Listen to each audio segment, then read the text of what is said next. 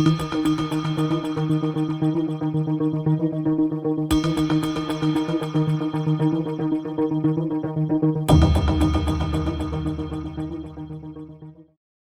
Thomas Dowson. I trained as an archaeologist in South Africa, and after a few years, I moved to the United Kingdom, where I taught archaeology at the university level there. In 2010, I founded the website Archaeology Travel, and it has developed quite a lot over the years. And in March this year, 2023, we developed a new platform designed to encourage and help everybody explore the world's pasts more sustainably and in more engaging ways. One of the main features of this website is for people to create their own itineraries, to create the kinds of travels around cultural heritage that interests them.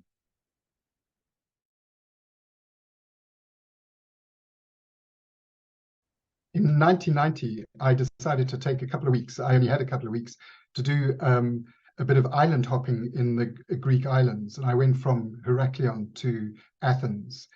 But what made it so special was when I was in Heraklion, I met a Harvard law student who was at the time editing the Let's Go Greece guide. So I hung around with him for a couple of days, and that was really interesting. After that, I moved on to the islands, to some of the other islands in the Cyclades, and met an anthropology student from Australia who was a student of somebody I knew.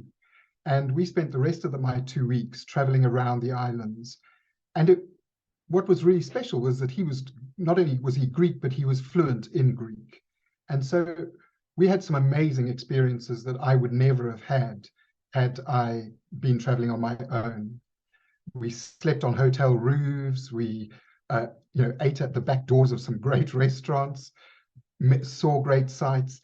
And that very informal experience has influenced all my travel experiences. Maybe I don't sleep on hotel roofs anymore, but I still like the spontaneous nature that travel can be.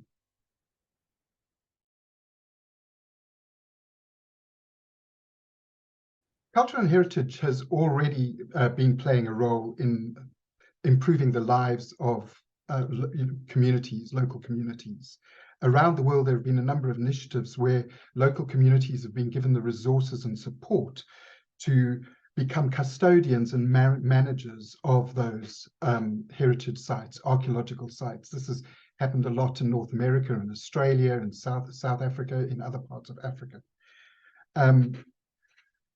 But what we need is more of these initiatives, and for local communities not just to become custodians, but to become part of the bigger decision-making processes of what is happening in their areas.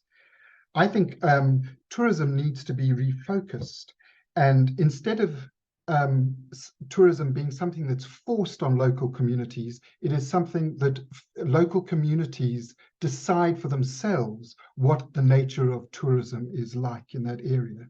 And the only way that that can be achieved, I think, is by bringing local leaders, everybody in as much as we can.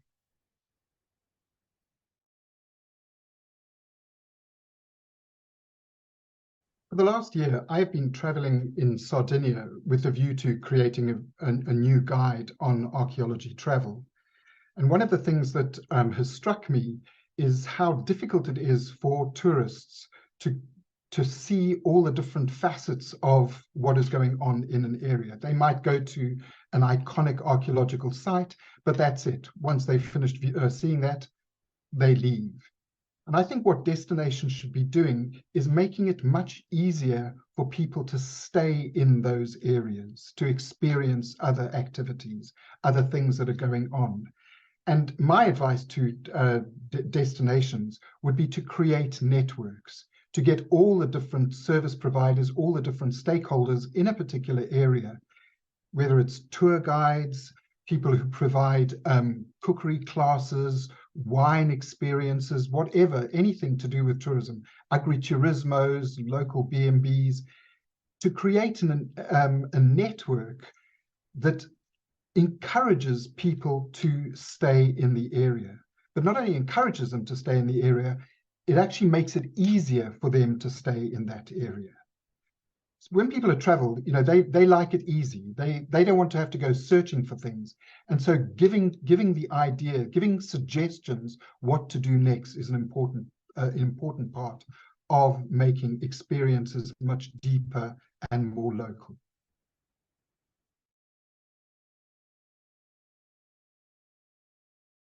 With over 10 years of visitor data for Archaeology Travel, one thing that I am certain of is that people are looking for travel ideas and inspiration. Unfortunately, what they're often finding when they go looking for those ideas or inspiration are the very visible destinations that have large marketing budgets or a lot of historical capital. And these are the ones that are popular, overcrowded, and in a sense, they become victims of their own success. And I think in the tourism industry, we should be using every bit of influence that we have to encouraging people to see alternate destinations. We should be promoting different kinds of destinations, not just Rome and Athens. On Archaeology Travel, it would be very easy for us to promote Rome and Athens. It would be a lot more lucrative. But we have chosen to go for other destinations and make those our featured destinations because they are not so overcrowded and they are not the destinations that first spring to mind for people who are interested in heritage tourism.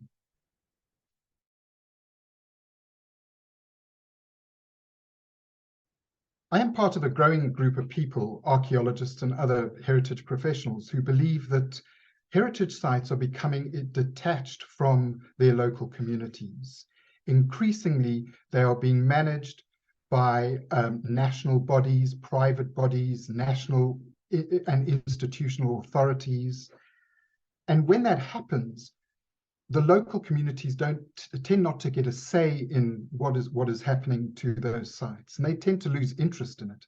Certainly, when all the money is going outside of the local community, there is no incentive. There's no incentive to be interested in the future of those sites.